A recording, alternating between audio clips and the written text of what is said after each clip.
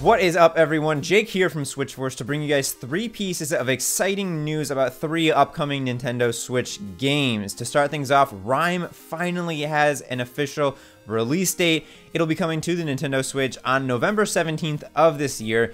It'll be available in the eShop for $30 or a physical copy for $40, which will include a download code for the game's soundtrack. So this is a full 6 months, a full half year later than its release on Xbox, PlayStation, and PC, which came out back in May. But it's finally coming to the Switch, and maybe this will be a good thing. Maybe people will forget about it and either want to play it on the Switch because they never got around to playing it on their home console or PC, and the portability will be something fun for them to enjoy it in a different way and finally be able to beat it. Or people who passed on it before may get reinvigorated around the holiday season and want to try it out or buy it for a friend who has a Switch, something like that.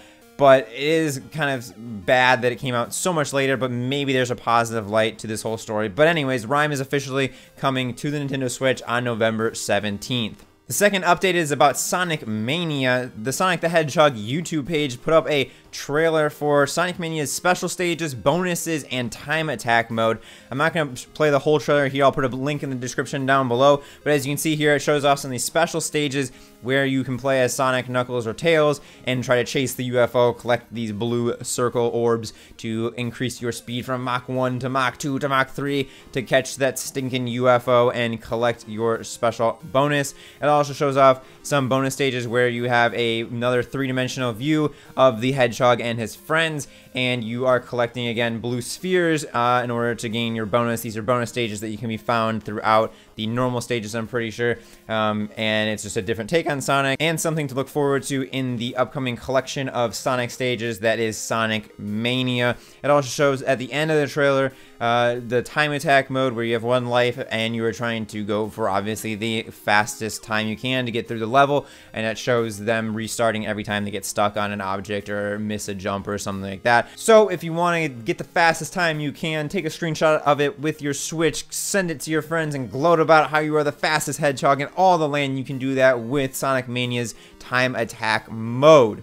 The third and final news update is about Fire Emblem Warriors. The official Fire Emblem Warriors website updated with some details about the game. It's in Japanese, but people generously translate it to English for us. I'll go through it here, but I will also put the link down to the translation in the description down below. It talks about things like weapon attributes and effectiveness. So the different weapons will have different effects, and you can use them to your advantage against different types of enemies on the battlefield. There's things like a stamina gauge that can be lowered to 0, and you can deliver a highly damaging knockout blow. In addition to the weapons having their own attributes, there's specific types of movement. It talks about mount characters and how Great Knights and Pegasus Knights can quickly maneuver on the battlefield on horseback or on flying horseback. So that's a pretty cool addition there. It talks about tactics and how basically this whole update is about how Fire Emblem Warriors is more than just a skin for a Warriors type game. It has a lot of the Fire Emblem strategy, tactics, and mechanics of the Fire Emblem games brought into this Warriors situation. So it talks about the tactics, how you can set up different routes for your heroes during battle and adjust them as you go depending on the state of war. It talks about how you can manage 4 characters on the battlefield and change between them at any time, so you have different characters running their own routes, and then you can switch between them to play as them and actually control them as they devastate their opponents on the battlefield. Talks about character bonds.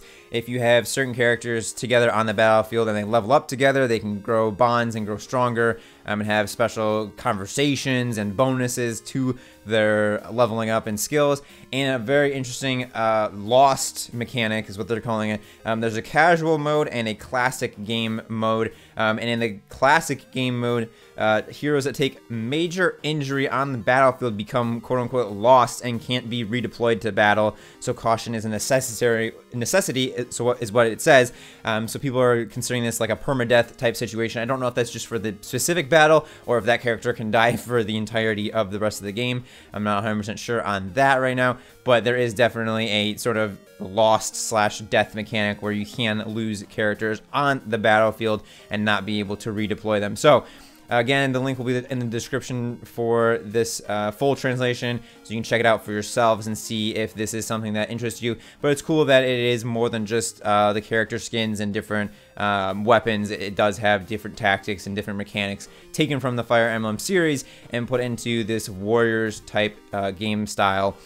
So those are the 3 news updates that I have for you today. Rime's release date is November 17th.